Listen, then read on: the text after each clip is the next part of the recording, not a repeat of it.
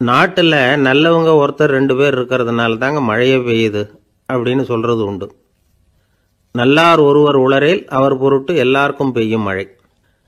சில சமயம் ரொம்ப பேர் திடீர்னு நல்லவங்களாகிடுவாங்க போல இருக்கு. அதனால தான் விடாமல் பேய் மழையாக கொட்டி தீர்த்துடுது. எல்லாரும் நல்லவங்களாகிட்டா உலகமே தாங்காது போல இருக்க. அப்பப்போ ஒருத்தர் 2 பேர் நல்லவங்களாகணும். அப்போ தான் சீராக மழை பெய்யும். மாதத்துக்கு 3 பேர் நல்லவங்களானா மாதம் மும்மாரி பொழியும். இதெல்லாம் வேடிக்கை பேச்சு. இப்போ இதெல்லாம் ஒரு பக்கம் இருக்கட்டும். இப்போ விஷயத்துக்கு வருவோம். ஒரு கும்பலில் நல்லவன் யார் அப்படிங்கிறத எப்படி கண்டுபிடிக்கிறது? இதுக்கு ஒரு வேடிக்கை கதை உண்டு. என்னுடைய நண்பர் ஒருத்தருக்கு அவங்க பாட்டியம்மா சொன்ன கதையும் அது. அது என்ன கதைன்னா, ஒரு ஊரில் ஒரு சமயம் பலமான மழை பெய்ய ஆரம்பிச்சுட்டு தான். இடி மின்னல் ரொம்ப கடுமையாக இருந்திருக்குது. ஆரம்பித்த மழை வர வர கடுமையாக ஆகிட்டு இருக்குதே தவிர நிற்கிற பாடாக தெரியல. ஊர் ஜனங்கள்லாம் பார்த்தாங்க. இதுக்கு மேலேயும் வீட்டுக்குள்ளே இருந்தால் ஆபத்துங்கிறத புரிஞ்சுக்கிட்டாங்க. ஏன்னா வீடெல்லாம் இடிஞ்சி விழுந்துருமோங்கிற பயம். உடனே எல்லாரும் புறப்பட்டு ஊருக்கு பொதுவாக இருந்த ஒரு மண்டபத்தில் போய் தங்கிக்கிட்டாங்க. மின்னல் கடுமையாக இருந்தது. இடி எந்த நேரத்துலையும் விழலாம்ங்கிற நிலைமை. எப்போ விழலாம்னு பார்த்துக்கிட்டு இருக்குது. அந்த மண்டபத்தில் இருந்த ஜனங்கள் மனசுக்குள்ள ஒரு பயம். நம்ம கூட்டத்தில் யாராவது ஒரு கெட்டவன் பாவம் பண்ணவன் இருந்தால் கூட இடி இந்த மண்டபத்தில் விழுந்துரும். அது எல்லாருக்கும் ஆபத்து அப்படின்னு நினச்சாங்க. சரி, இதுக்கு என்ன பண்ணலாம் அப்படின்னு யோசனை பண்ணாங்க. அந்த கூட்டத்தில் ஒரு பெரியவர் இருந்தார். அவர் ஒரு யோசனை சொன்னார். இதை பாருங்க, அதுக்கு ஒரு வழி இருக்குது. அதோ எதிர்த்தாப்புல கொஞ்சம் தூரத்தில் ஒரு உயரமாக மரம் ஒன்று இருக்குது பாருங்க. பொதுவாக இடி சுலபமாக விழறது அது மாதிரி உயரமான மரத்தில் தான். நம்ம கூட்டத்தில் இருக்கிறவங்க எல்லாரும் ஒவ்வொருத்தராக போய் அந்த மரத்தை தொட்டு விட்டு திரும்பி வந்துடணும். நம்மள பாவம் பண்ணவன் யாரோ அவன் அந்த மரத்தை தொடுற சமயத்தில் இடி விழுந்துடும். அவன் மட்டும் போயிடுவான். மண்டபத்தில் இருக்கிற நாமெல்லாம் பொழைச்சிக்கலாம் அப்படின்னு ஐடியா கொடுத்தார் அந்த பெரியவர். இது நல்ல யோசனையாக பட்டது. எல்லாரும் ஒத்துக்கிட்டாங்க. ஒவ்வொருத்தராக போய் அந்த மரத்தை தொட்டு விட்டு திரும்பி வந்தாங்க. இடி எதுவும் விழலை. இன்னமும் பாவம் பண்ண ஆசாமி அதை போய் தொடலை போல இருக்கு அப்படின்னு நினச்சிக்கிட்டாங்க. ஒவ்வொருத்தராக போகிறாங்க. எல்லாரும் போய் தொட்டு விட்டு வந்தாச்சு. இன்னும் ஒரே ஒரு ஆசாமி தான் பாக்கி. கடைசியாக இருந்த அந்த ஆள் பயந்துட்டான். இது வரைக்கும் இடி விழலைன்னா இப்போ என்ன அர்த்தம்? இப்போ நாம தான் பாக்கி, நாம தான் தப்பு பண்ண ஆள் போல இருக்கு அப்படின்னு நினச்சிட்டான். அதனால் துணிச்சலாக போய் தொடுறதுக்கு பயந்தான். தயங்கிக்கிட்டே இருந்தான். இருந்தாலும் மற்றவங்கள்லாம் சும்மா இருப்பாங்களா? கட்டாயப்படுத்தி கழுத்தை பிடிச்சி தள்ளாத குறையா அவனை தள்ளி விட்டாங்க. போய் தொட்டுட்டு வாடான்னு. அவன் நடுங்கிட்டே போய் அந்த மரத்தை தொட்டான். அதே வினாடி ஒரு பயங்கரமான மின்னல் இடி விழுந்துட்டுது. எங்கே விழுந்தது தெரியுமா? அந்த ஆள் மேலே இல்லை, மண்டபத்தில் விழுந்தது. மண்டபத்தில் இருந்தவங்க பூரா காலி. அந்த ஒரு ஆள் மட்டும் பொழைச்சிக்கிட்டான். இந்த ஒரு ஆளை காப்பாற்றுறதுக்காக தான் இடி மண்டபத்தில் விழாமல் இருந்திருக்குது. இதுதான் கதை. அதனால் நல்லவங்க எப்படியும் தப்பிச்சுக்குவாங்க அப்படிங்கிறது ஒரு நீதி. ஒருத்தன் அப்படி தான் தெருவில் நடந்து போய்கிட்டு இருந்தான். ரொம்ப நல்லவன். எதிரில் ஒருத்தன் சைக்கிளில் வந்துக்கிட்டு இருந்தான். அதில் மோதி இவன் கீழே விழுந்துட்டான். சைக்கிள்காரன் உடனே இறங்கி இவனை தூக்கி விட்டான். இவன் எழுந்திரிச்சு அவனை முறைச்சி பார்த்தான். அப்படி பார்க்காதீங்க சார், நீங்கள் ரொம்ப புண்ணியம் பண்ணியிருக்கீங்க, அதுதான் இப்போ சைக்கிளில் மோதிக்கிட்டீங்க அப்படின்றான். என்ன அப்படி சொல்கிறேன் நான்? இவன் 10 நிமிஷத்துக்கு முன்னாடி நான் லாரி ஓட்டிகிட்டு வந்தேன், அப்போ நீங்கள் எதிரில் வந்திருந்தீங்கன்னா என்ன ஆயிருக்கும் அப்படின்னானா அவன். ஒரு பெரிய தத்துவ சிந்தனையாளர் இருந்தார், சுவாங் சு அப்படின்னு பேர். அவருடைய மனைவி ஒரு நாள் திடீர்னு காலமாயிட்டாங்க. ஐயோ பாவம், அவர் ரொம்ப வருத்தப்படுவார், போய் ஆறுதலாக 4 வார்த்தை பேசிவிட்டு வரலாம் அப்படின்னு நினச்சிக்கிட்டு நிறைய பேர் அவரை தேடிட்டு வந்தாங்களாம். வந்தவங்களுக்கு ஆச்சரியம். ஏன்னா இவர் வருத்தப்பட்டுக்கிட்டு இருப்பார் அப்படின்னு தானே எதிர்பார்த்தாங்க. அப்படி இல்லை, தாளம் போட்டுக்கிட்டு உட்காந்துருக்கிறார். தாளத்துக்கு தகுந்த மாதிரி பாட்டு வேற பாடிக்கிட்டு இருக்கிறார். என்ன மனுஷன் அவர், கொஞ்சம் கூட கவலை இல்லாமல் இப்படி இருக்கிறாரு அப்படின்னு நினச்சாங்க. ஒருத்தர் துணிஞ்சு அவர்கிட்ட கேட்டுவிட்டார், என்னங்க இது இப்படி அப்படின்னு. அதுக்கு அவர் என்ன சொன்னார் தெரியுமா? இதை பாருங்க, என்னுடைய மனைவி பிறக்கிறதுக்கு முன்னாடி அவளுக்கு உயிரும் கிடையாது, உடலும் கிடையாது. அதுக்கு பிறகு தான் உயிர் வந்தது, உடல் வந்தது, அந்த உருவம் வந்தது. இப்போ என்ன ஆச்சு? அந்த உருவமும் உயிரும் போயிட்டுது, அவ்வளவுதானே. வந்தது போயிட்டுது. இளவேனில் காலம், இலையுதிர் காலம், பனிக்காலம், இப்படி பருவங்கள் மாறி மாறி வருது இல்லையா? அது மாதிரி பிறப்பும் இறப்பும் மாறி மாறி வருது. இது இயற்கை. இதுக்காக அழுதா அது எப்படி அப்படின்னாராம். ஞான தெளிவு அடைஞ்சவங்களுக்கு எல்லாமே சுகம்தான். திருவள்ளுவரும் அதை தான் சொல்றார். உறங்குவது போலும் சாக்காடு, உறங்கி விழிப்பது போலும் பிறப்பு. தூங்குறதுக்கெல்லாம் நாம் வருத்தப்பட்டுக்கிட்ட இருக்கிறோமா? இன்னைக்கு தூங்க வேண்டியிருக்குதே, இன்னும் கொஞ்சம் நேரத்தில் நான் தூங்க வேண்டியிருக்கு அப்படின்னு சொல்லி யாராவது அழுதுகிட்டு இருப்பாங்களா? அதனால் இந்த உலக வாழ்க்கையினுடைய இயல்பை யதார்த்தத்தை நாம் தெளிவாக புரிஞ்சுக்கணும். அப்படி புரிஞ்சுக்கிட்டா நாம் கவலை இல்லாமல் வாழ முடியும். ஒரு வயசான தாத்தா பாட்டி 60 வருஷத்துக்கு முன்னாடி அவங்களுக்கு கல்யாணம் ஆச்சு, ஒன்றாவே வாழ்ந்தாங்க, ஒன்றாவே இறந்து போனாங்க. இப்போ அவங்க 2 பேரும் சொர்க்கத்துக்கு போய் சேர்ந்தாங்க. அங்கே எல்லா வசதியும் இருந்தது. ஒரு பெரிய பங்களாவே இவங்களுக்கு ஒதுக்கி கொடுத்தாங்களாம். இதுக்கு எவ்வளவு வாடகைன்னு கேட்டார் தாத்தா. வாடகையெல்லாம் கிடையாது, இலவசம் அப்படின்னார் அங்கே இருந்தவர். அந்த வீட்டுக்கு பின்னாடி ஒரு பெரிய புல்வெளி இருந்தது. இதில் விளையாட ஏதாவது கட்டணம் உண்டான்னு கேட்டிருக்கார் தாத்தா. அதெல்லாம் ஒன்றும் கிடையாது, பணம்லாம் கட்ட வேண்டியதில்லை அப்படின்னார் அவர். பக்கத்தில் ஹோட்டல் மாதிரி ஒரு பெரிய கட்டடம், உள்ள சாப்பாட்டு மேஜைகள், அது மேலே விதவிதமான பலகாரங்கள். சாப்பாட்டுக்கெல்லாம் எவ்வளவு அப்படின்னு விசாரிச்சாராம் தாத்தா. அதுதான் சொன்னேனே, இங்கே எல்லாமே இலவசம்தான், எது வேணும்னாலும் சாப்பிட்லாம், எவ்வளவு வேணும்னாலும் சாப்பிட்லாம் அப்படின்னாரா. நீங்கள் சொல்கிறீங்க அப்படி, ஆனால் நான் சர்க்கரை சேர்த்துக்கக்கூடாது, உப்பு சேர்த்துக்கக்கூடாது, பாட்டி கையால் எப்பவும் பத்திய சாப்பாடு தான் அப்படின்னாராம் தாத்தா. இதை பாருங்கள், இங்கே உங்களுக்கு அந்த கவலையும் வேண்டியதில்லை. இங்கே நீங்கள் ஸ்வீட்டு சாப்பிட்லாம், காரம் சாப்பிட்லாம், உங்களுக்கு எந்த நோயும் வராது அப்படின்னாராம் அங்கே சொர்க்கத்தில் இருந்தவர்.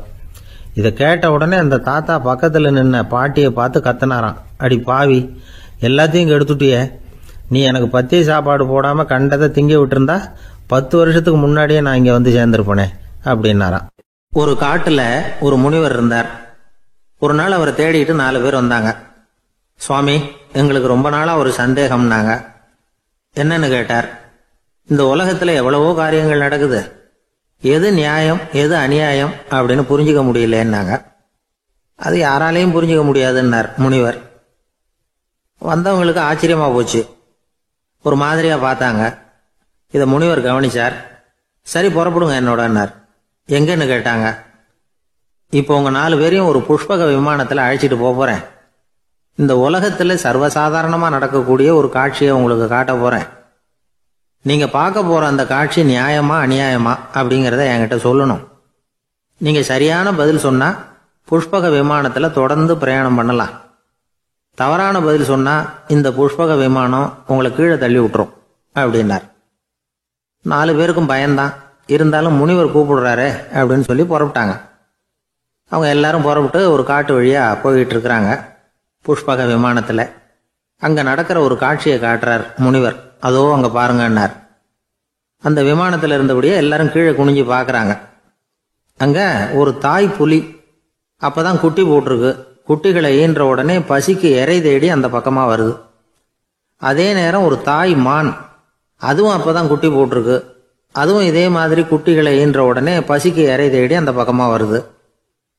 இப்ப அந்த புலி அந்த மானை அடிச்சு போட்டுடுது, அதுவும் சாப்பிடுது, குட்டிகளுக்கும் கொடுக்குது.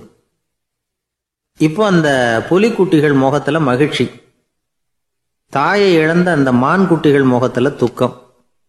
இப்போ அந்த முனிவர் 4 பேர்கிட்டையும் கேட்கிறார், நீங்க இங்க பாத்தீங்களே, இதுல எது நியாயம் எது அநியாயம்? ஒவ்வொருத்தரா சொல்லுங்க. உங்க பதில் சரியில்லைன்னா இந்த விமானம் உங்களை கீழே தள்ளி விட்டுரும், சொல்லுங்க பார்க்கலாம்னார்.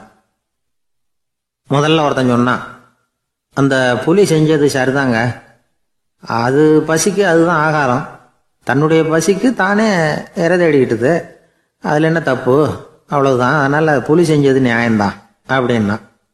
அவ்வளவுதான், அந்த விமானம் அவனை அப்படியே கீழே தள்ளி விட்டுட்டுது. அதனால அவன் கொடுத்த பதில் சரியில்லை அப்படிங்கிறது புரிஞ்சு போச்சு.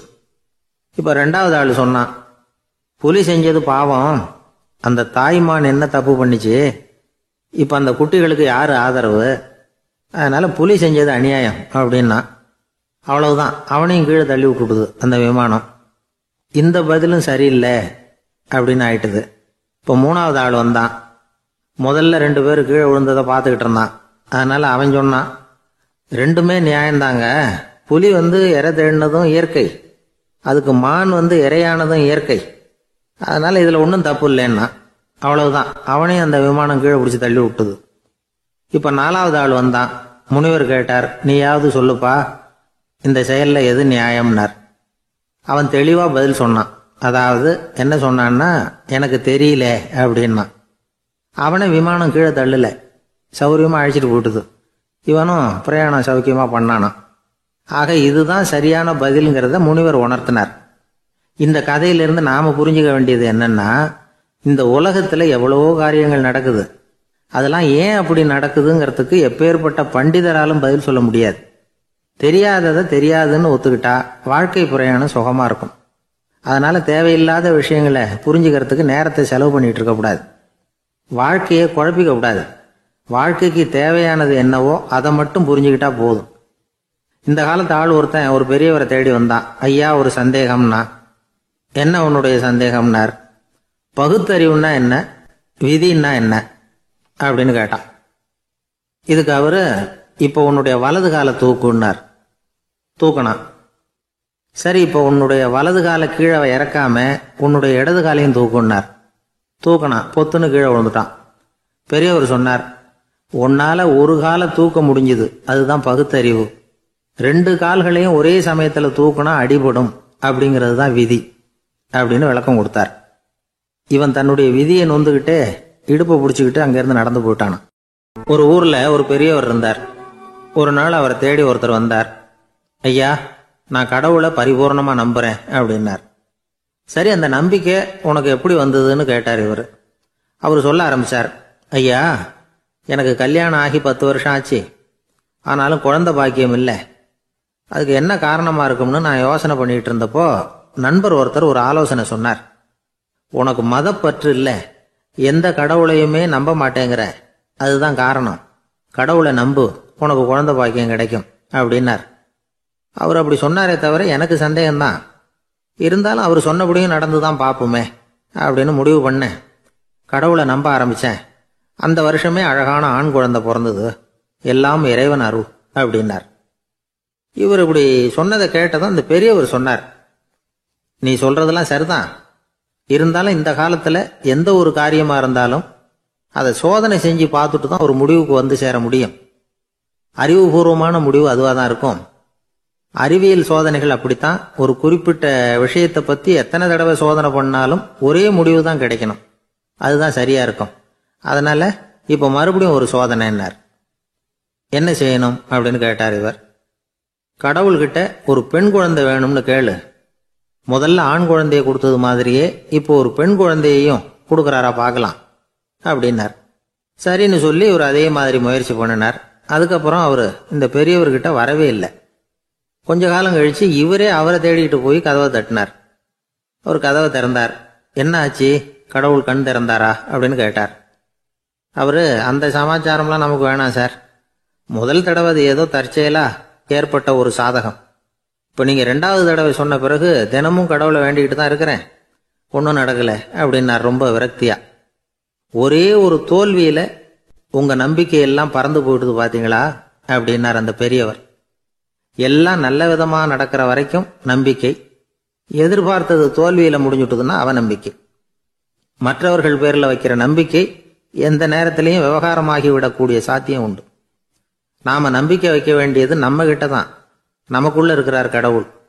எனவே நம்ம பேர்ல நாம வைக்கிற நம்பிக்கை தான் உண்மையான கடவுள் பக்தி. நிபந்தனையற்ற நம்பிக்கையா அது இருக்கணும். எல்லாம் நல்லபடியா நடந்துகிட்டு இருந்தா எந்த முட்டாளுக்கும் நம்பிக்கை வரத்தான் செய்யும் அப்படிங்கிறது ஒரு பெரியவர் கருத்து. தியானத்தின் மூலமா தான் உனக்குள்ள ஆழமா தோண்டுனா உன்னுடைய அடி ஆழத்துல நம்பிக்கை வந்து அப்படி ஊற்றெடுக்கும், அதை பார்க்க முடியும் அப்படிங்கிறது பெரியவர்கள் சிந்தனை. ஒரு குழந்தை அப்பாவை பார்த்து என்னப்பா பண்றேன்னு கேட்டுதான். பிரார்த்தனை பண்ணிட்டு இருக்கிறேன்னாராம் அப்பா. பிரார்த்தனை பண்ணுனா என்ன கிடைக்கும் அப்படின்னு கேட்டுதான் குழந்தை. எல்லாம் கிடைக்கும் அப்படின்னாராம் அப்பா. நீ வச்சிருக்கிறிய பேனா அது கூட கிடைக்குமான்னு கேட்டுதான் குழந்தை. கிடைக்குமேன்னு இருக்கார். அப்படின்னா அந்த பேனாவை என்கிட்ட கொடுத்துரு, நீ பிரார்த்தனை பண்ணி வேற பேனா வாங்கிக்கோ அப்படின்னு தான் அந்த குழந்தை. ஒரு வயசான பாட்டியும் தாத்தாவும் ஒரு பூங்காவில் உட்காந்து பேசிக்கிட்டு இருக்கிறாங்க. அவங்களுக்கு கல்யாணம் ஆகி 53 வருஷம் ஆச்சு. பிள்ளைங்கள்லாம் படிச்சு பெரிய பெரிய வேலையில் இருக்கிறாங்க. பேரன் பேத்திகளும் நல்ல நிலைமையில இருக்கிறாங்க. இந்த தாத்தாவும் பாட்டியும் சிரிச்சு பேசிக்கிட்டு இருந்ததை ஒரு பெரியவர் பார்த்தார். அவருக்கு ஆச்சரியமா இருந்தது. இந்த வயசுலயும் இவ்வளவு அந்யோன்யமா இவங்க பேசிக்கிட்டு இருக்கிறாங்களே அப்படின்னு நினைச்சார். சரி, நேரிலேயே கேட்டுருவோமே அப்படின்னு நினைச்சுக்கிட்டு கிட்ட போனார். உங்க மன வாழ்க்கையின் வெற்றிக்கான ரகசியம் என்ன அப்படின்னு கேட்டார். இதை கேட்டதும் அந்த தாத்தா சிரிச்சுக்கிட்டே பாட்டியை பார்த்தாராம். அதுக்கப்புறம் சொன்னாராம், நான் இந்த அம்மாவை கல்யாணம் பண்ணிட்டதுக்கும் எங்களுடைய இல்வாழ்க்கை இவ்வளவு நாளா பலம் குறையாம மகிழ்ச்சியா இருக்கிறதுக்கும் காரணம் ஒண்ணுதான். அது என்ன காரணம்னா, எங்களுக்கு இடையில பொதுவா நிறைய குறைகள் உண்டு, அதுதான் காரணம் அப்படின்னாராம். அவர் சொல்றது சரிதான் அப்படிங்கிறது மாதிரியே அந்த பாட்டியும் அவரை நிமிர்ந்து பார்த்தாங்களாம். இந்த பெரியவர் மறுபடியும் அந்த பாட்டியை பார்த்து அதே கேள்வியை கேட்டிருக்கார். உங்களுடைய நீண்டகால மன வாழ்க்கைக்கு கிடைச்ச வெற்றி எதனாலேன்னு சொல்ல முடியுமா அப்படின்னு கேட்டாராம்.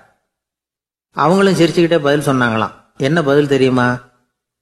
சில பேரை நாம குறிப்பிட்ட பண்புகளுக்காக நேசிக்கிறோம், வேற சிலரை நாம அந்த பண்புகள் இல்லாத குறைகளுக்காகவே விரும்பி பழகிறோம் இல்லையா அப்படின்னு கேட்டுட்டு தலையை குனிஞ்சுக்கிட்டாங்களாம் அந்த பாட்டியம்மா. அவங்க அப்படி சொன்னதை கேட்டதும் இவருக்கு புதுசா ஞானம் பிறந்தது மாதிரி இருந்துதான்.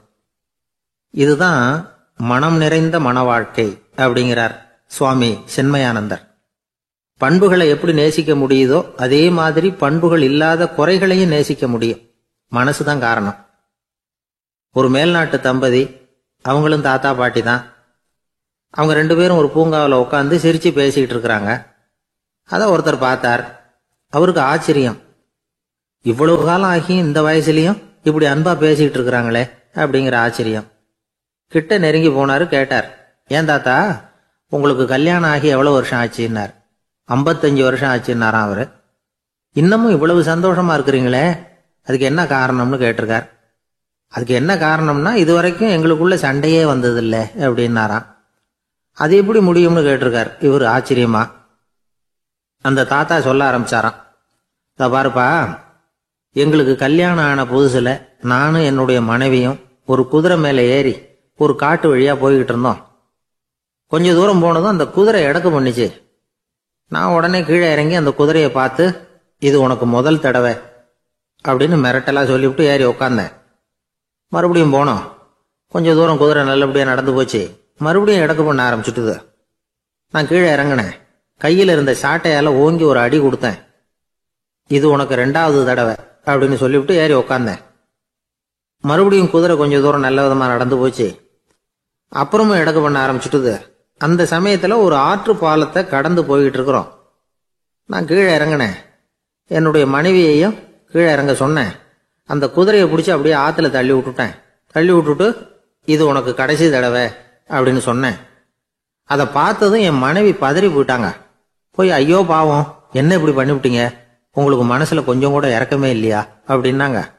நான் மெதுவா இவங்க பக்கம் திரும்பி, இது உனக்கு முதல் தடவை அப்படின்னு.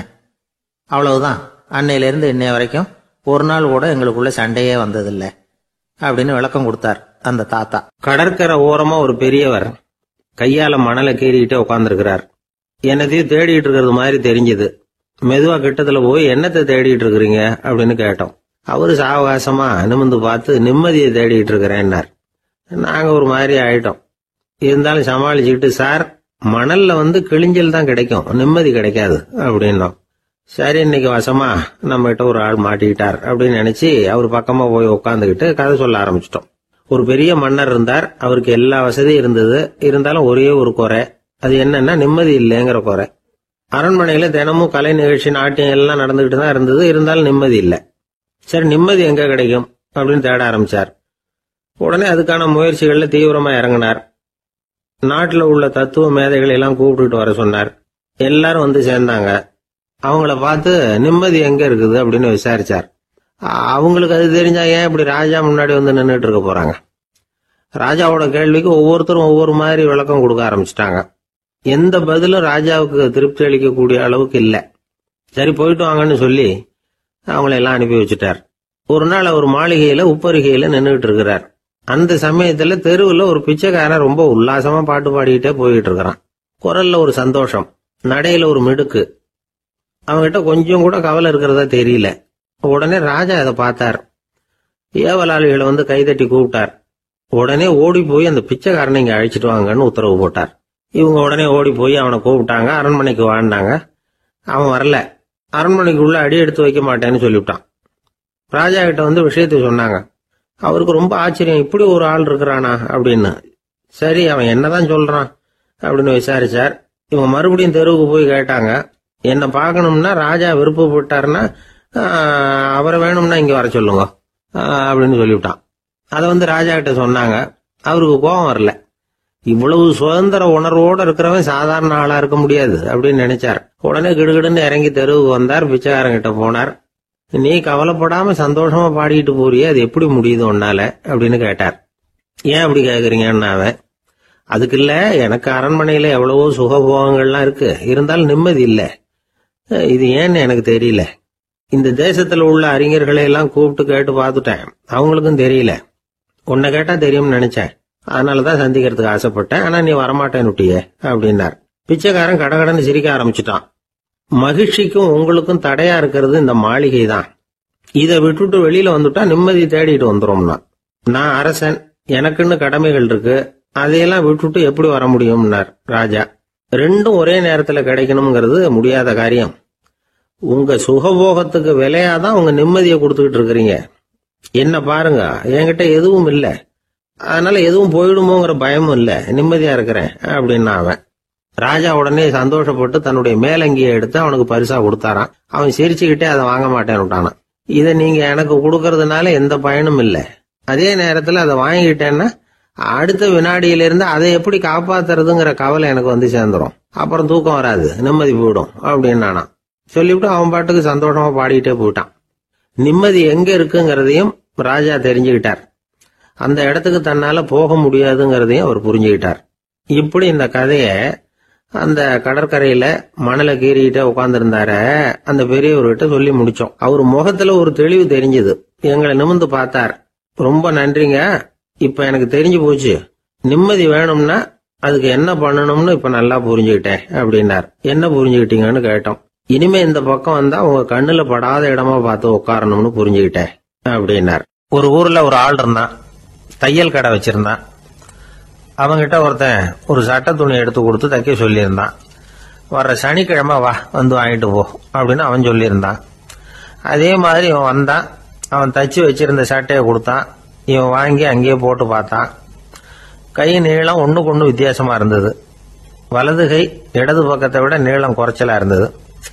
அவன் முணுமுணுக்க ஆரம்பிச்சுட்டான். என்ன இது இப்படி தைச்சுட்டியேன்னு. இதுக்கு அவன் சொன்னான், ஐயோ இதுக்காகவா சங்கடப்படுறீங்க, வலது கையை மட்டும் கொஞ்சம் உள்ள இழுத்தாப்புல வச்சுக்கிட்டீங்கன்னா சரியா போகுது, மற்றபடி அந்த சட்டையில உள்ள கலை அம்சத்தை கவனிங்க, எவ்வளவு அற்புதமா தச்சிருக்கேன் பாருங்க, ஒரு சின்ன குறைய இப்படி எல்லாம் பொருட்படுத்த வேண்டியதில்ல, நான் சொன்னது மாதிரி கையை கொஞ்சம் உள்ள இழுத்தது மாதிரி வச்சுக்கிட்டு நடந்து போங்க, சோரா இருக்கும் அப்படின்னா. அவனும் யோசிச்சு பார்த்தான். சரியான யோசனையா தான் தோணுச்சு. கொஞ்சம் முயற்சி பண்ணி வலது கையை கொஞ்சம் உள்ள இழுத்து சட்டை சரியா இருக்கிறது மாதிரி பண்ணிட்டான். இப்ப மறுபடியும் ஒரு பிரச்சனை. வலது கையை உள்ள இழுத்த மாதிரி அப்படியே வச்சுக்கிட்டதும் முதுகு பக்கம் கொஞ்சம் துணி தளர்த்தியா தொங்குறது மாதிரி தெரிஞ்சது. என்ன இது, முதுகு பக்கம் துணி குவிஞ்சுட்டுதே, தொங்குதே அப்படின்னா மறுபடியும், அடடா இதுக்காகவா கவலைப்படுறீங்க, உடம்ப அதுக்கு தகுந்த மாதிரி கொஞ்சம் வளைச்சிக்கிட்டா சரியா போடுது, இதுக்காக அந்த அழகான தையலை பிரிச்சு அதுல உள்ள கலை அம்சத்தை கெடுக்கிறதுக்கு என் மனசு இடம் தரல, எவ்வளவுக்கு தளர்த்தியா இருக்கோ அவ்வளவுக்கு கொஞ்சம் உடம்ப வளைச்சி அப்படி குனிஞ்சது மாதிரி போங்க போதும் அப்படின்னா. அதுவும் நல்ல யோசனையா தான் பட்டுது இவனுக்கு. சரின்னு சொல்லிவிட்டு புறப்பட்டான். தெருவில் இறங்கினான். கையை கொஞ்சம் உள்ள இழுத்தான், உடம்ப கொஞ்சம் முன்னால வளைச்சான், சட்டைக்கு தகுந்த மாதிரி உடம்ப பண்ணிட்டான், மெதுவா நடந்து போறான். இப்போ எதிரில் இன்னொருத்தன் வரான். இவனை பாக்குறான். இவன் போட்டிருக்கிற சட்டையை பாக்குறான். ஆஹா அற்புதம்ங்கிறான். சும்மா சொல்லக்கூடாது, ரொம்ப நல்லா இருக்கு, நிச்சயமா இது இந்த ஊர் மேல தெருவில் இருக்கிற ஒருத்தன் இருக்கானே, அவன் தச்சதா தான் இருக்கணும் அப்படின்னா. இதை கேட்டதான் அவனுக்கு ஆச்சரியம். எப்படி அவ்வளவு கரெக்டா கண்டுபிடிச்சிங்க அப்படின்னு கேட்டிருக்கான். இதுக்கு அந்த வழிபோக்கன்னு சொன்னானா, அவன் ரொம்ப கெட்டிக்காரன், உங்களை மாதிரி உடம்பும் கையும் வளைஞ்சு போன ஒரு ஆசாமிக்கு அவனை தவிர வேற யாராலேயும் இவ்வளவு பொருத்தமான ஒரு சட்டையை தைக்க முடியாது அப்படின்னானா. பாருங்க, அவனுக்காக இவன் அனுசரிக்க போய் இவனோட நிலைமை எப்படி ஆயிடுது பாருங்க. இதே மாதிரிதான் சில சடங்குகளும் சம்பிரதாயங்களும் நம்மளை கோமாளி ஆக்கி விட்டுரும். எதுவா இருந்தாலும் அதுல அறிவுபூர்வமான அணுகுமுறை அவசியம். ஒரு நர்ஸ் அவசரமா ஓடி டாக்டர் கிட்ட சொல்லிச்சான், டாக்டர் ஒரு தப்பு நடந்து போச்சு, 10ஆம் நம்பர் பெட்ல இருக்கிற பேஷண்ட்டுக்கு காலில் ஆபரேஷன் பண்றதுக்கு பதிலாக கையில் ஆபரேஷன் பண்ணி விட்டீங்க, கை ஆபரேஷன் பண்ணிக்க வேண்டிய ஆள் 7ஆம் நம்பர் பெட்ல இருக்கார் அப்படின்னு தான். அதுக்கு ஒரு பதட்டப்படாம சொன்னாராம், பரவாயில்ல, இவரை தூக்கி 7ஆம் நம்பர் பெட்ல போட்டுரு அப்படின்னாராம். தான் மட்டும் வாழ்ந்தா போதும் அப்படின்னு நினைக்கிறவங்க உண்டு. தானும் வாழணும், அடுத்தவங்களும் வாழணும் அப்படின்னு நினைக்கிறவங்களும் உண்டு. முதல்ல சொன்ன வகையை சேர்ந்த மனிதர்கள் எப்படி தெரியுமா? எப்படியாவது தான் மட்டும் வாழ்ந்தால் போதுங்கிற நினைப்பு தான் எப்பவும் அவங்களுக்கு இருக்கும். தங்களுடைய வளர்ச்சிக்கு எது தடையா இருந்தாலும் சரி, யார் தடையா இருந்தாலும் சரி, அதை அழிச்சுட்டு தான் மறுவேலை பார்ப்பாங்க. அவங்கெல்லாம் பாவ காரியங்களுக்கு தயங்குறதே இல்லை. அப்படிப்பட்ட வாழ்க்கை அவங்களுக்கே இடைஞ்சல அமைஞ்சு விடுறது உண்டு. அதை விளக்கறதுக்கு ஒரு கதையும் உண்டு. ஒரு ஊர்ல அப்படிப்பட்ட ஆள் ஒருத்தன் இருந்திருக்கான். நிறைய பாவங்களை செஞ்சவன். அதன் காரணமா நரகப்படுகொழியில விழுந்துட்டான். நரகப்படுகொழிங்கிறது ஒரு பெரிய கிணறு மாதிரி. ஏற்கனவே பாவம் செஞ்சவங்க நிறைய பேர் அதுல விழுந்து கிடக்குறாங்க. உள்ள ஏகப்பட்ட சத்தம், எல்லாம் அந்த பாவாத்மாக்கள் போடுற சத்தம். இப்போ விழுந்தானே, இவனும் சத்தம் போட்டான். இவன் போடுற சத்தம் கொஞ்சம் அதிகமா கேட்டுது. இந்த கிணத்துக்கு பக்கத்துல புத்தர் உட்கார்ந்துருக்கிறார். அவர் காதுல இவன் போடுற சத்தம் விழுந்தது. உடனே அந்த கிணத்தடிக்கு போனார். குனிஞ்சு பார்த்தார். சாமி, என்னை காப்பாத்துங்க அப்படின்னு கத்தனா இவன். புத்தர் அவனை கொஞ்சம் கவனிச்சு பார்த்தார். மனித சமுதாயத்துக்கு அவன் என்னென்ன கெடுதல் பண்ணியிருக்கிறாங்கிற விவரம்லாம் அவர் மனக்கண்ணில் தெரிஞ்சது.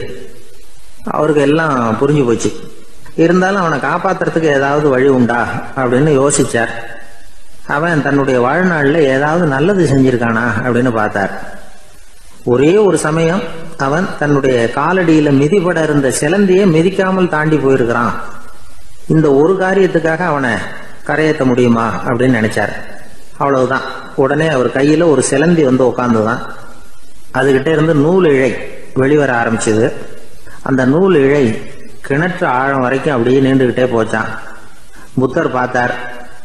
இந்த நூலை பிடிச்சுக்கிட்டு மேலே ஏறி வா அப்படின்னார். என்னங்க சொல்றீங்க, இந்த சிலந்தி நூல் என்ன தாங்குமான்னு கத்தனான். எல்லாம் தாங்கும், அதை பிடிச்சுக்கிட்டு ஏறி வா அப்படின்னார். சந்தேகத்தோடவே அவன் அந்த நூல் இழைய பிடிச்சி இழுத்து பார்த்தான். ரொம்ப வலுவா இருந்தது. அவனுக்கு ஆச்சரியம். அதை பிடிச்சிக்கிட்டே மெதுவா மேல ஏறி வர ஆரம்பிச்சுட்டான். பாதி தூரம் ஏறி வந்திருப்பான்.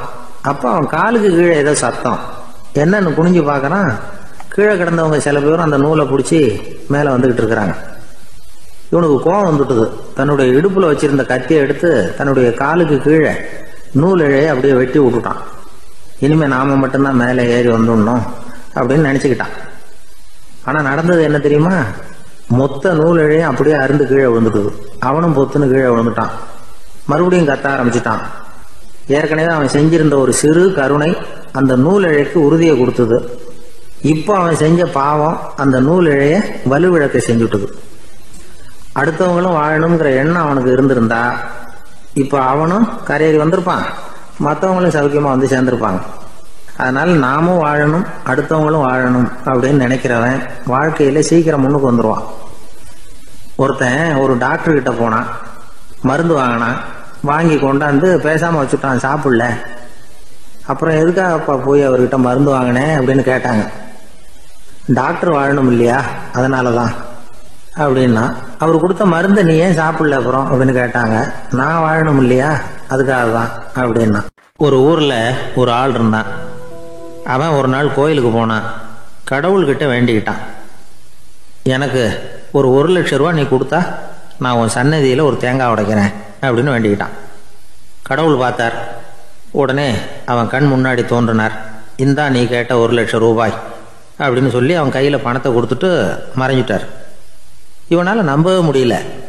இவ்வளவு சுலபமா கிடைக்கும்னு தெரிஞ்சிருந்தா அனாவசியமா ஒரு தேங்காய் உடைக்கிறேன்னு வேண்டி இருக்க வேண்டியது இல்லையே அப்படின்னு நினைச்சான். இருந்தாலும் வேண்டுதலை நிறைவேற்ற வேண்டியது கடமை. அதுக்காக என்ன பண்ணா, பக்கத்துல ஒரு கடைக்கு போனான். ஒரு தேங்காயை கையில் எடுத்தான். இது என்ன விலைன்னு கேட்டான். 5 ரூபான்னார் கடையில் இருந்தவர். அதிகமா இருக்குதே விலைன்னா. அப்படின்னா ஒன்று செய்யுங்க, அடுத்த ஊருக்கு போங்க, அங்க தென்னந்தோப்பு அதிகம், அதனால அங்க இதை விட குறைஞ்ச விலைக்கு கிடைக்கும் அப்படின்னார். சரின்னு அடுத்த ஊருக்கு கிளம்புனான். அங்க போய் விசாரிச்சான். ஒரு தேங்காய் 3 ரூபாய் விலைன்னாங்க. இதுவும் அதிகமா தெரியுதேன்னா. அப்படின்னா ஒன்று செய்ய, அதோ அந்த ஆத்து ஓரமா ஒரு தென்னை மரம் இருக்கு பார், அதுல நீயே ஏறி பறிச்சுக்கோ, ஒரு தேங்காய்க்கு 1 ரூபா கொடுத்தா போதும் அப்படின்னார் அந்த தோப்புக்கு சொந்தக்காரரு. இவனுக்கு மரம் ஏற தெரியாது. இருந்தாலும் ஆசை யார விட்டுது, விலை சல்லிசா இருக்குதே. ஆத்து ஓரம் போனா தட்டு தடுமாறி அந்த மரத்துல ஏறினா அந்த தென்னை மரம் வளைஞ்சி ஆற்று பக்கம் போய் அப்புறம் நிமிர்ந்து இருந்தது. அதாவது மரத்தின் உச்சி சரியாக ஆற்றுக்கு நடுவில் இருந்தது. ஆற்றுல வெள்ளம் கரை புரண்டு ஓடிக்கிட்டு இருக்கு. இவன் கடவுள் கொடுத்த 1,00,000 ரூபாயை மடியில் வச்சு இறுக்கி கட்டிக்கிட்டான். உச்சிக்கு போய் காய் பறிக்கிற சமயத்தில் காற்றும் மழையும் பலமாக கலந்து அடிக்க ஆரம்பிச்சுட்டுத. கால் வழுக்கி விட்டுட்டுத. இவன் சடார்னு ஒரு தென்னை மட்டையை பிடிச்சிக்கிட்டு தொங்க ஆரம்பிச்சிட்டான். கீழே பயங்கரமான வெள்ளம். மடியில் 1,00,000 ரூபா பணம். என்ன செய்யறதுன்னு தவிக்கிறான். இந்த சமயம் கரையில் ஒரு யானை பாகன் யானையை குளிப்பாட்டிக்கிட்டு இருக்கிறான். அது அவன் கண்ணில் பட்டுது. ஐயா ஒரு உதவின்னு கத்துனான். அவன் என்ன செய்யணும்னு கேட்டான். உன் யானையை மெதுவாக இங்கே அழைச்சிட்டு வா, எனக்கு நேராக கீழே நிறுத்து, என் காலை பிடிச்சி மெதுவாக கீழே இறக்கி விட்டுரு, என் மடியில் இருக்கிற பணத்தில் உனக்கு 10,000 ரூபா தரேன் அப்படின்னா.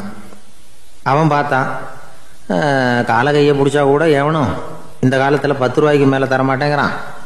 இவன் காலை பிடிச்சா 10,000 தர்றேங்கிறான் அப்படின்னு யோசனை பண்ணான். உடனே யானையை கொண்டுட்டு போனான். அவனுக்கு நேராக கீழே நிறுத்தினான். அவன் காலை பிடிச்சான். அவ்வளவுதான். அந்த நேரம் பார்த்து யானை மெதுவாக நடந்து அப்பால போட்டுது. இப்போ யானை பாகன் அவன் காலை கெட்டியாக பிடிச்சிக்கிட்டு தொங்குறான். பரிதாபமாக மேலே பார்க்குறான். அவன் மட்டையை பிடிச்சிக்கிட்டு தொங்குறான். இப்போ யானை பாகன் சொல்கிறான், தம்பி மட்டையை விட்டுறாத, கெட்டியாக பிடிச்சிக்கோ, நான் உனக்கு 10,000 ரூபா தரேன், இதோ மடியில் தான் வச்சுருக்கேன்னா.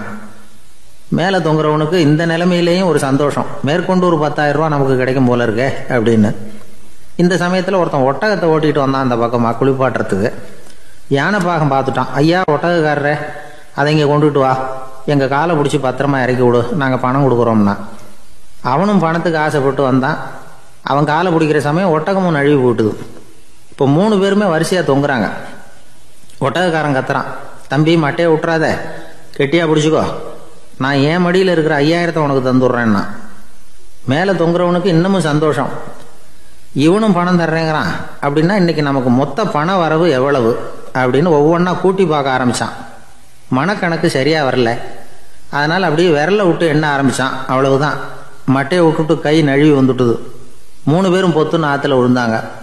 படாத பாடுபட்டு தட்டு தடுமாறி கரைக்கு வந்து சேர்ந்தாங்க. 3 பேர் மடியில் இருந்த பணமும் ஆற்றோட போட்டுது. பேராசை பெருநஷ்டம் அப்படின்னு ஒரு பழமொழி இருக்குல்ல, அதை விளக்கறதுக்காக சொல்லப்பட்ட கதை இது. இந்த காலத்தில் ஒருத்தர் ஒரு நீச்சல் குளத்தில் நீச்சல் அடிச்சுக்கிட்டு இருக்கிறார். காவலுக்கு இருந்தவர் அதை கவனிச்சுட்டார். கரையிலேருந்து சத்தம் போட்டாராம், இதோ பாருங்க, இங்கே ராத்திரி 8 மணிக்கு மேலே நீச்சல் அடிக்கிறது சட்டப்படி குற்றம், அதுக்கு அனுமதி கிடையாது, தெரியாதா உங்களுக்கு அப்படின்னாராம்.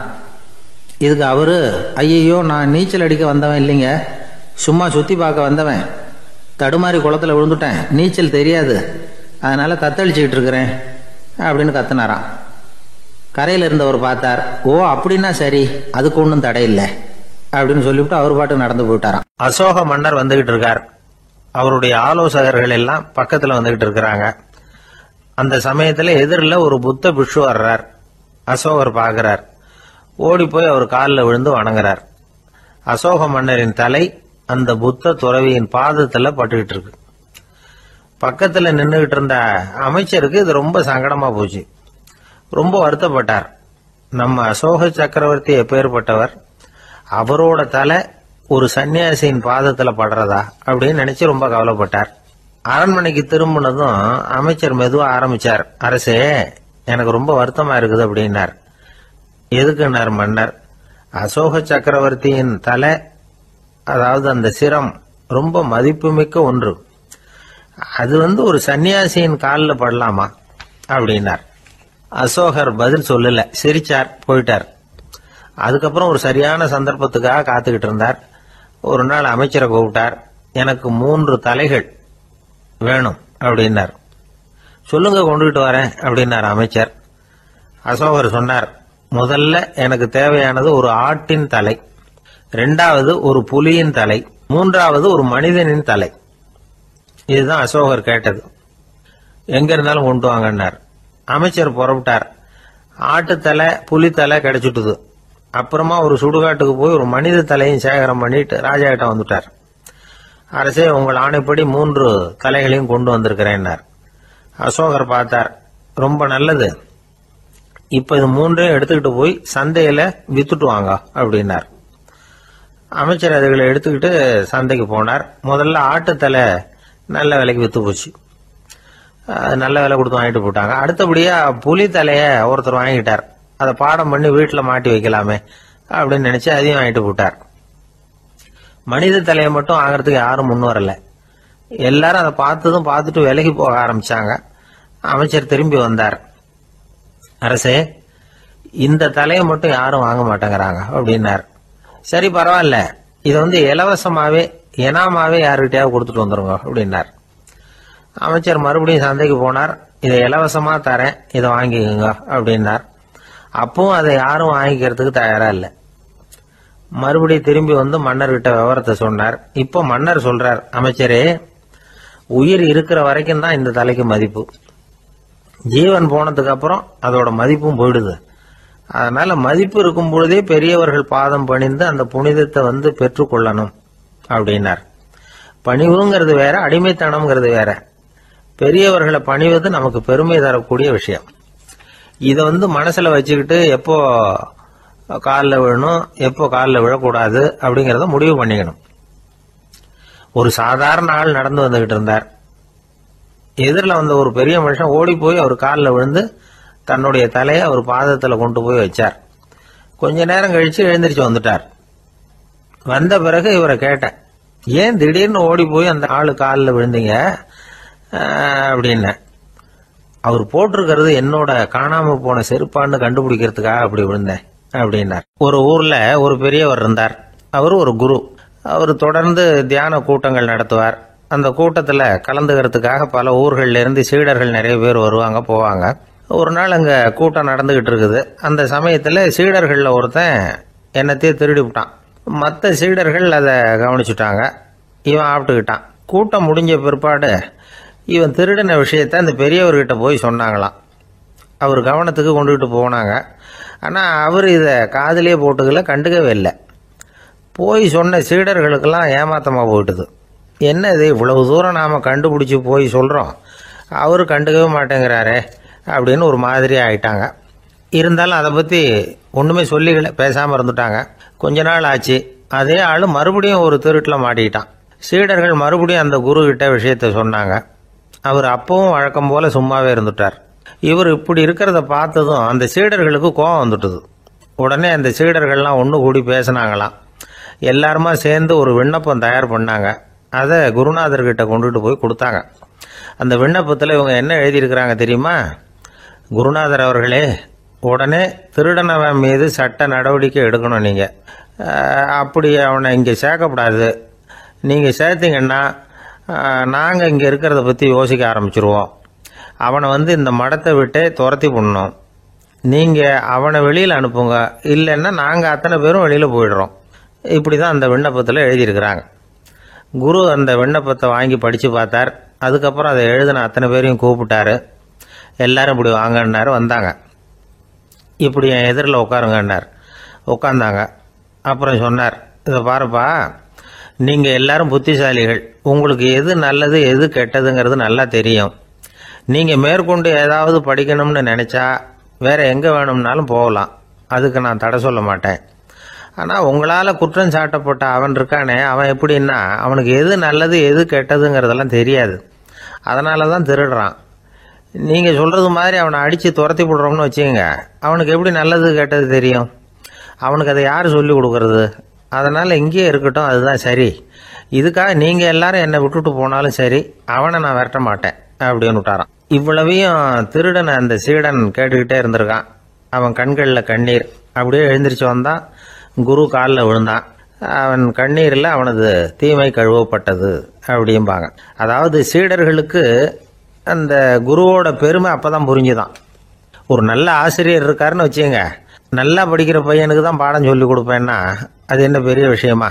மோசமாக படிக்கிறவனையும் மாற்றி காட்டுறேங்கிறது தான் பெருமை. இந்த காலத்து குரு ஒருத்தர் ஒரு ஆசிரமம் வச்சு நடத்திட்டு வந்தார். நிறைய பேர் தினம் வருவாங்க போவாங்க. ஒரு நாள் ஒருத்தன் வந்தான். அந்த குரு முன்னாடி போய் நின்னான். ஐயா, என்ன உங்கள் சீடனா ஏற்றுக்கணும்னா. அந்த குரு நிமிர்ந்து பார்த்தார். உன்னுடைய நோக்கம் என்னன்னு கேட்டார்.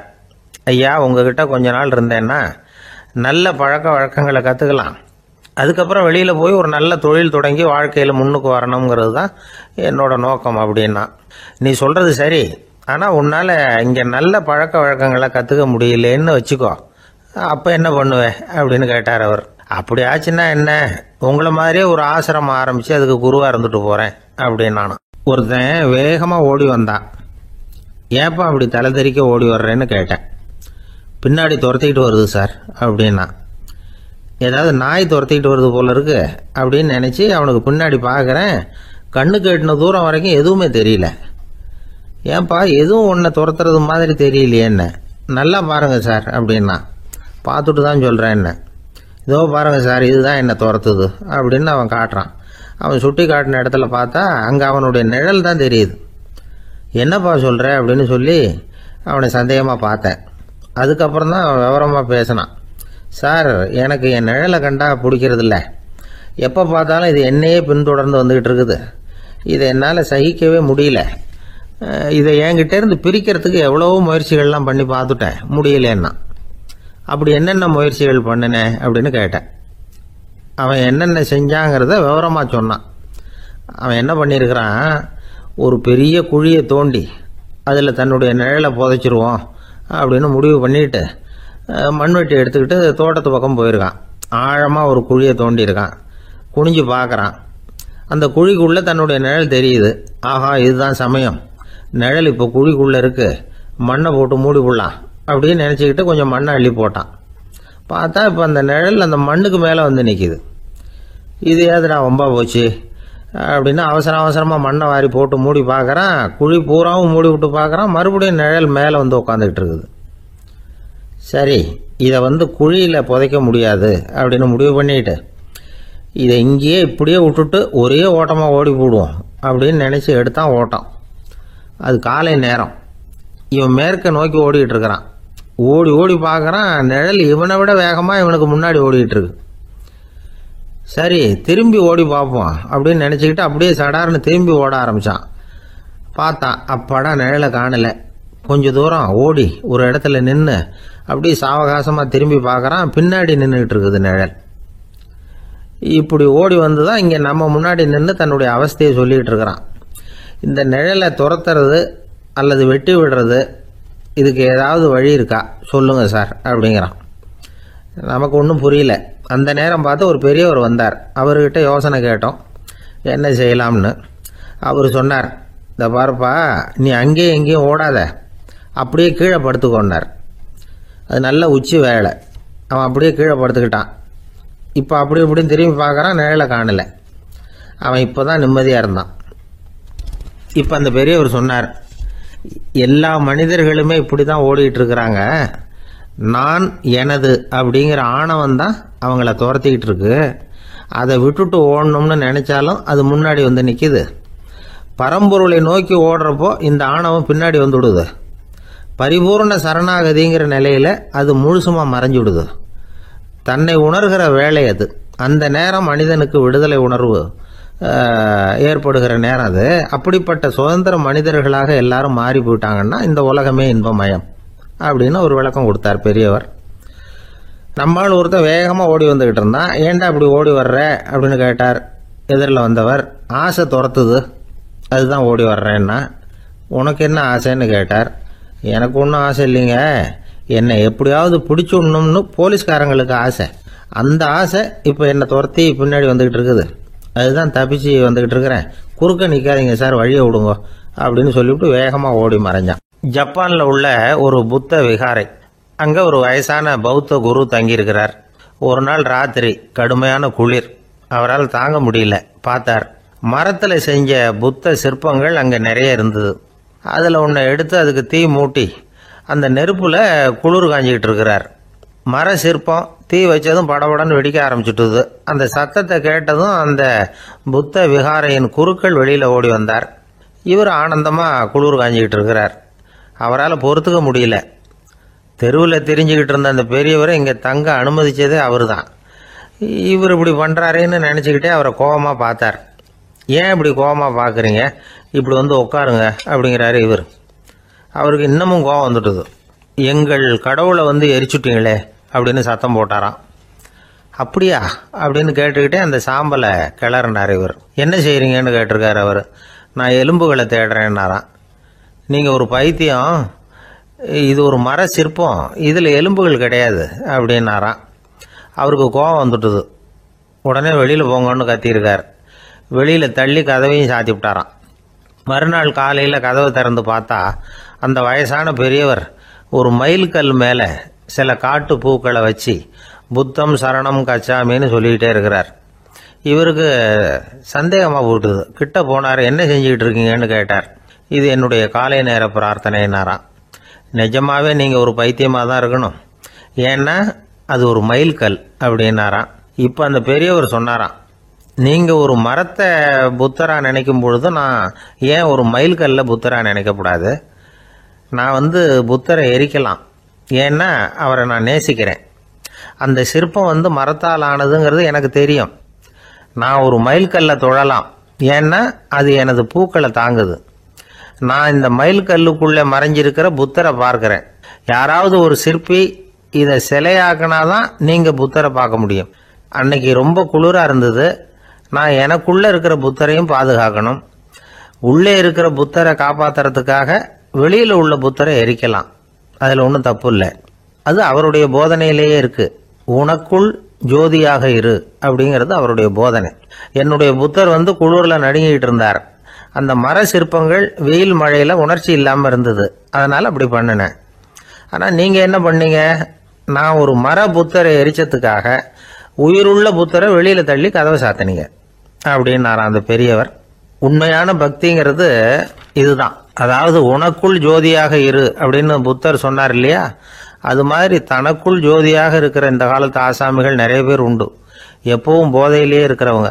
ஒரு நாள் நடு ராத்திரி ஒரு மது கடையில் ஒரு ஆள் அங்குள்ள சிப்பந்திகள் கிட்ட கேட்டுக்கிட்டு இருக்கிறான். மறுபடியும் இந்த கடை எப்போ திறப்பாங்கன்னு கேட்டானா.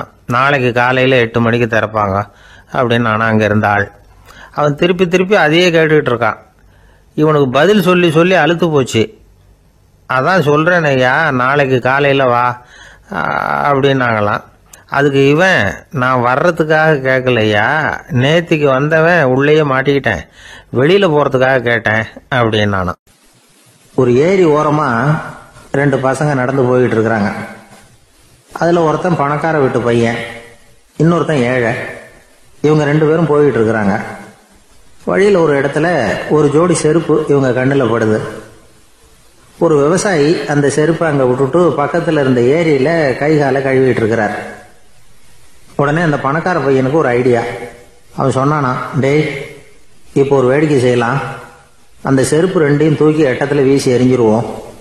அந்த ஆள் பார்த்துட்டு செருப்பை தேடி அல்லாடுவான், அங்கேயும் இங்கேயும் ஓடுவான், திருன்னு முழிப்பான். அதை பார்த்து நாம் ரசிக்கலாம், நல்ல தமாஷா இருக்கும் அப்படின்னு இருக்கான். இப்படி சொல்லிவிட்டு அந்த செருப்புகளை தூக்கத்துக்கு போனானா. கொஞ்சம் பொறு அப்படின்னானா அந்த ஏழை பையன். ஏன்னு கேட்டிருக்கான் அவன். இப்போ அந்த ஏழை பையன் சொன்னானா, நீ சொல்றது ஒன்றும் வேடிக்கை கிடையாது. உன்னோட செருப்பு தொலைஞ்சா உன் அப்பா உடனே உனக்கு வேற செருப்பு வாங்கி கொடுத்துருவார். ஆனால் அந்த ஆளுக்கு இந்த செருப்பு தொலைஞ்சதுன்னா வேற புதுசாக வாங்கறதுக்கு வாயையும் வயத்தையும் கட்டி பணத்தை சேர்க்க வேண்டியிருக்கும். அதனால நான் ஒரு வேடிக்கை சொல்கிறேன், அது மாதிரி செய், அது இன்னமும் தமாஷா இருக்கும் அப்படின்னானா. எப்படி அது சொல்லுன்னு இருக்கான் அவன். செருப்பு 2ம் அது இருக்கிற இடத்துலயே இருக்கட்டும். உன் சட்டை பையிலிருந்து ஒரே ஒரு ₹1 நாணயத்தை எடு. அதை அந்த செருப்பு மேலே அதோட குதிகால் பகுதியில் வச்சுட்டு நாம் 2 பேரும் அந்த மரத்துக்கு பின்னாடி ஓடி போய் மறைஞ்சு நின்றுக்குவோம். அப்புறம் பாரு வேடிக்கைய அப்படின்னா. அதே மாதிரி ₹1 காசு செருப்பு மேலே வச்சுட்டு இவங்க 2 பேரும் மறைஞ்சு நின்றுக்கிட்டாங்க. கொஞ்ச நேரத்தில் அந்த விவசாயி வந்தார். காலில் உள்ள மண்ணை தட்டிவிட்டு செருப்பை மாட்டுறதுக்காக போனார். அங்கிருந்த காசு கண்ணில் போட்டுவிட்டது. அவருக்கு ஆச்சரியமா போச்சு. அதை கையில் எடுத்து பார்க்குறார். 4 பக்கமும் திரும்பி திரும்பி பார்க்குறார், யார் இதை வச்சிருப்பான்னு. கடைசியில் ஆகாயத்தை பார்க்குறார். ஆண்டவா, இது உன்னோட கருணை தான். நீ தான் யாரோ புண்ணியவான் மனசில் தர்மம் பண்ணுற எண்ணத்தை உண்டாக்கி இருக்கிற. அந்த புண்ணியவான் நல்லா இருக்கணும் அப்படின்னு வாழ்த்தி அந்த காசை கண்ணில் ஒத்திக்கிட்டாராம். மறைஞ்சிருந்து பார்த்துக்கிட்டு இருந்த ஏழை பையன் இப்படி சொன்னான், பாத்தியா, உன்னை புண்ணியவான்னு வாழ்த்திக்கிட்டு போறார் அந்த ஆள். அவருக்கும் சந்தோஷம், அதை பார்த்து நமக்கும் சந்தோஷம். உனக்கு ₹1 ஒரு பெரிய விஷயம் இல்லை, ஆனால் அதனால நமக்கு கிடைச்சிருக்கிற மகிழ்ச்சி ரொம்ப உயர்வானது அப்படின்னு நானா. வேடிக்கையும் கிண்டலும் இது மாதிரி அடுத்தவங்களுக்கு இடைஞ்சலா இல்லாமல் இருக்கணும் அப்படிங்கிறார் கலைவாணர். ஆனால் பாருங்க, அவருக்கே இடைஞ்சலா வர்ற விஷயங்களை கூட அவர் வேடிக்கையாக தான் எடுத்துக்கிட்டாராம். ஒரு தடவை ஒருத்தர் கலைவாணர்கிட்ட வந்து, ஐயா என் குழந்தை செத்து போச்சு அப்படின்னு சொல்லி அழுதாராம். உடனே அவருக்கு 100 ரூபா பணத்தை கொடுத்து, இந்தாங்க அடக்கம் செய்யுங்க அப்படின்னு சொல்லி அனுப்பி வச்சாராம். 1 வருஷம் கழிச்சு மறுபடியும் அதே ஆள் வந்திருக்கார். இவர் மறந்துருப்பாருங்கிற நினைப்புல, அண்ணே என் குழந்தை இறந்து போச்சுண்ணே அப்படின்னாராம். இவர் மறுபடியும் 100 ரூபா கொடுத்து ஆறுதல் சொல்லி அனுப்பி வச்சாராம். 7-8 மாசம் கழிச்சு மறுபடியும் அதே ஆள் வந்திருக்கார்.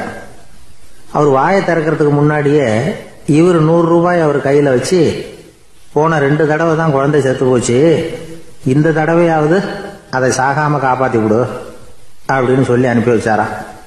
அதுக்கப்புறம் அந்த ஆள் வர்றதே இல்லையா. எனக்கு தெரிஞ்ச ஒருத்தர் இருக்கார். அவரு ஒரு பெரிய காவல்துறை அதிகாரி, ரொம்ப கண்டிப்பானவர். அவரை கண்டாவே எல்லாரும் பயப்படுவாங்க. அப்படிப்பட்டவர் வீட்டுக்கு போனா அப்படியே அடியோட மாறிடுவார். அங்க போய் பாத்தீங்கன்னா குழந்தைகளோட குழந்தையா அவர் விளையாடிட்டு இருப்பார்.